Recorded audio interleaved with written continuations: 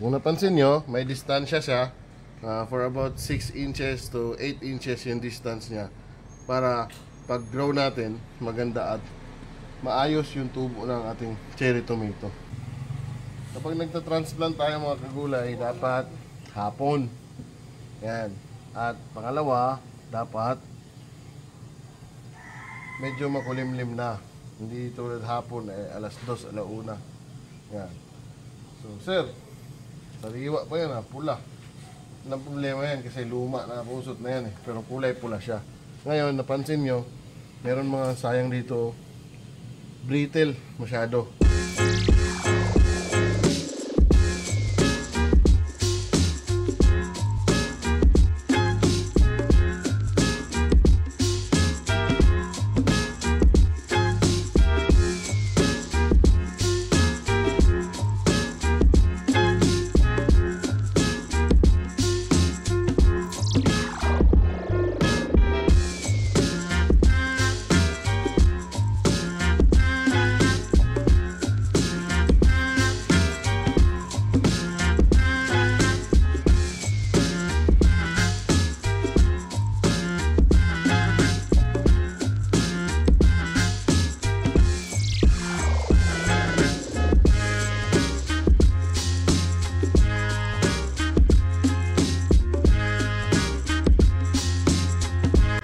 Mga kagulay, nandito tayo ngayon sa terrace natin kung saan magtatanim tayo ng cherry tomato dito sa system natin. So kung napapansin nyo, tignan natin mga kukupit. Tignan nyo. Yan. So mga luma to na kukupit. Tapos ayusin natin yung sistema dito para makapagtanim ulit tayo ng cherry tomato. So umpisahan natin. Lalagay natin yung mga pusot dito. Ayan. Ayan naman ko. Ayan o. Linisin muna natin yung mga timba. Yung timba dito ay may butas. Ayan o. May butas. So, linisin muna natin. Tak natin siya ito.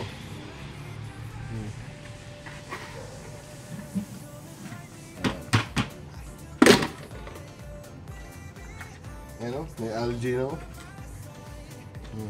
nauulanan.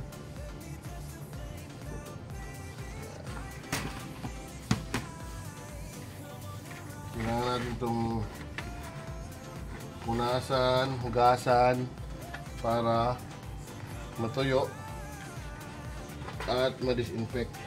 So, tingnan nyo yung dumi-dumi yan guys. So kasya dito 12 hanggang 14 na timba na ganito. 10 liters na timba na kagulay. Bogag. Sterilize ulit natin to.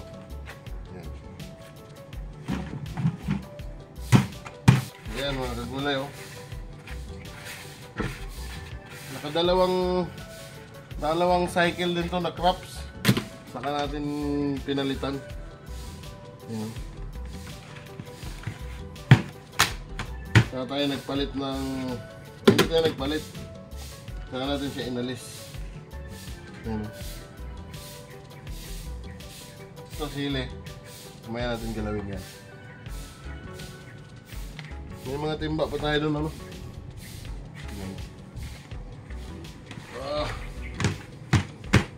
mukha lang siyang maganda pero tingnan nyo. Kontaminado na yan guys.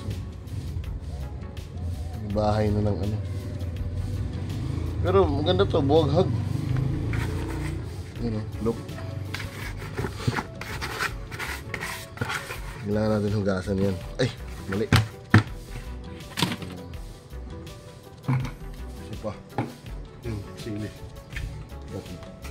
Sobrang luma na meron ng yung tawag dito sa ginugulay ba to? Hindi tapon. Ito naman. Ah, grabe. Kita nyo guys, oh, healthy yung roots ng aji. Ito, aji ito. Sili, yung mga maliliit. Tanggalin natin.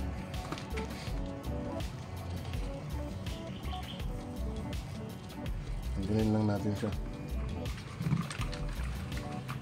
Tatak-tak natin yan mga kagulay. Ayan o. Yan. Technique para mabilis makuha yung kukupit. Huwag nyo nang diligan mga 1 linggo. Ayan. Ito mabubuhay pa to eh. Diba? Active pa yung roots oh. White pa. Tapos pulungan lang ba? Pulungan sa Bisaya. Ayan. Tapon na natin. Ito na mga kagulay ang ano natin nakukupit. Ayan, sobrang lambot. Pero para safe tayo, hindi na natin to gagamitin ulit. Ayan. I-sterilize muna natin siya bago natin gamitin pala. Bago tayo bumaba. So ayan mga kagulay, bago tayo bumaba, bago natin mag-transplant. 1, 2, 3, 4, 5, 6, 7, 8, 9, 10. So meron tayong 10 timba. Yung isa, mamaya natin galawin kasi may aji pa dyan. So, simple lang naman. Lagyan lang natin yung tubig. Dasan lang natin siya mabuti. Yan. May residue pa nga. Medyo makapal pa yung ano niya. Yan. Papatayo natin yan. Hindi na kailangan brusin mga kagulay. Kasi malambot naman ang kukupit. Ayan.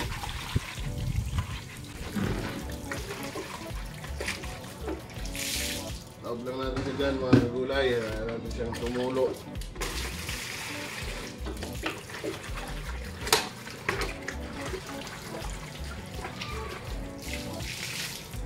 Napili namin tong timba na to. Napili namin timba na to kasi mura lang. Sa 36 pesos to 45 pesos yung bintahan nito dito sa Antipolo. Ayan.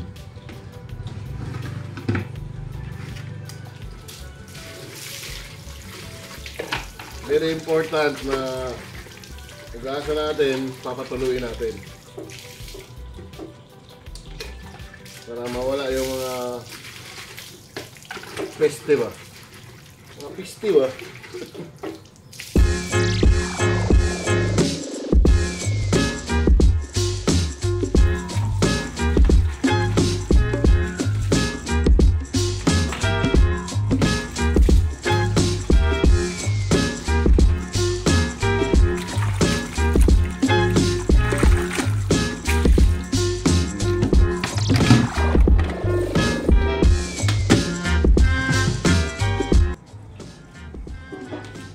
Right, so buhatin natin to. Dali natin doon sa taniman natin. Right, let's go.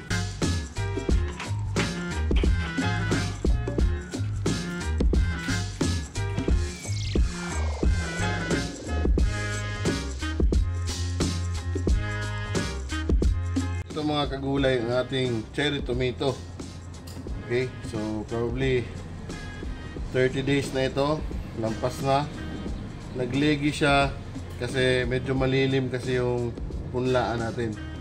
Yan. So walang problema, ipapakita namin sa inyo kung paano i-transplant kahit ganito kahaba. So simulan na natin. Ito. Tuyo na ang timba natin. Napaano na natin, lagyan na natin ng kusot. Yan. Yung kusot natin ay sariwa.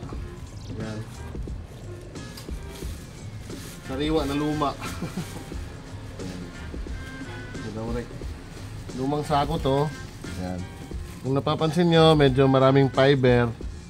Yan, walang problema yan. Ilalagay lang natin siya dito. Yan.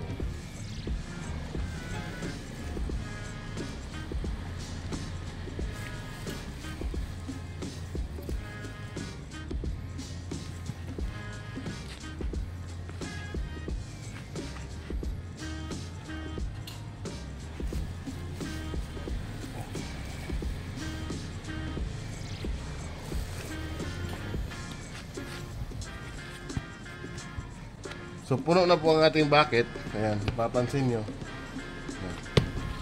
So may halong coco fiber at saka coco peat. Okay, so ang pagta-transplant ay simple lang.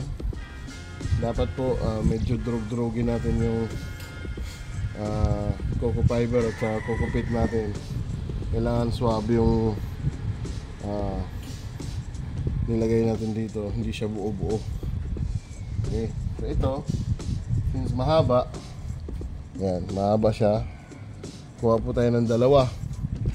Yan o, dalawang, yan, pakita mo right. Yan o, ilulubog natin siya hanggang sa kalahati. Hanggang sa kalahati. Yan. Yung isa. Ito naman, isa. Yan sa kalahati din. Buhat tayo ng kuko. Ay, kuko. Yan, haba. Ang haba guys, oh. Pero walang problema yan. Lulubog natin siya hanggang sa kalahati.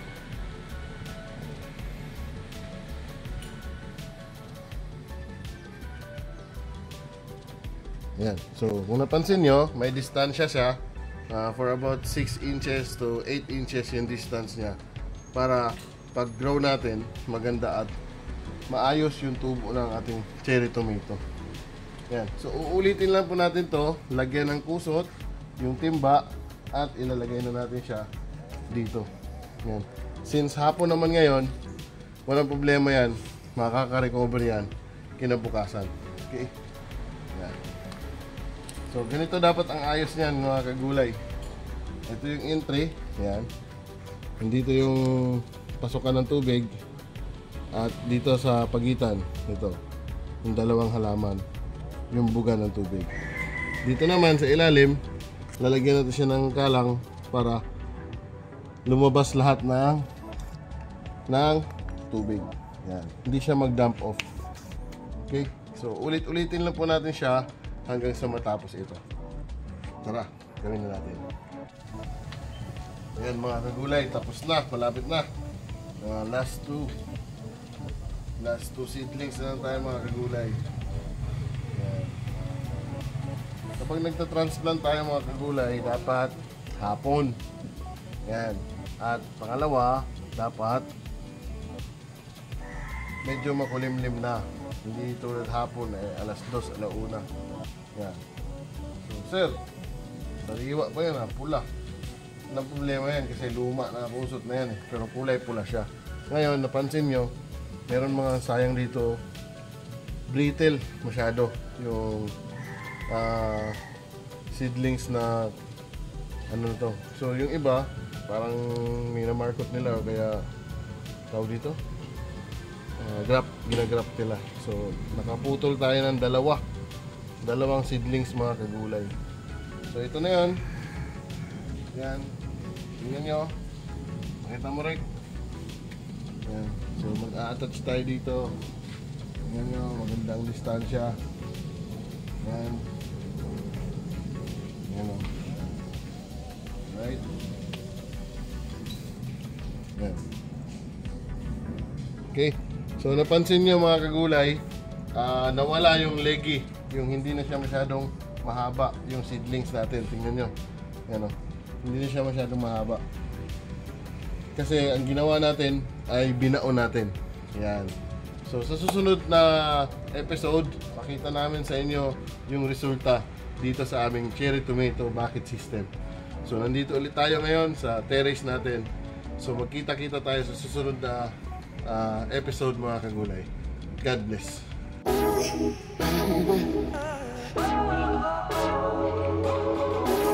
60-60-30. Hindi, 70-70-45.